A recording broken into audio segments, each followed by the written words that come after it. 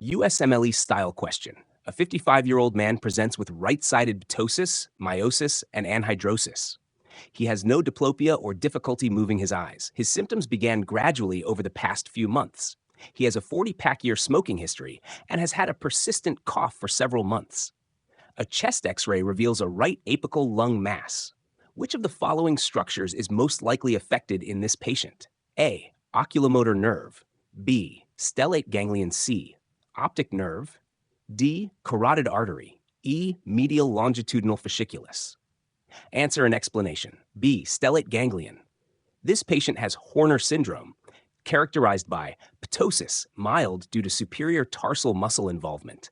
Meiosis, pupil constriction due to loss of sympathetic input to the dilator pupillae muscle. Anhidrosis, loss of sweating on the affected side of the face. The presence of a lung apical mass suggests a Pancoast tumor, superior sulcus tumor, which can compress the stellate ganglion, second-order sympathetic neuron. ASH sympathetic pathway and lesions. 1. First-order neuron, hypothalamus, spinal cord, can be affected by pontine hemorrhage, lateral medullary syndrome, Brown-Séquard syndrome, or syringomyelia. 2. Second-order neuron, spinal cord, stellate ganglion, affected in Pancoast tumor, compressing the stellate ganglion. 3. Third-order neuron, superior cervical ganglion, eye via internal carotid artery, affected in carotid artery dissection, leading to painful Horner syndrome. Incorrect choices. A. Oculomotor nerve. Lesions here cause ptosis and a down-and-out pupil, but the pupil is typically dilated rather than miotic.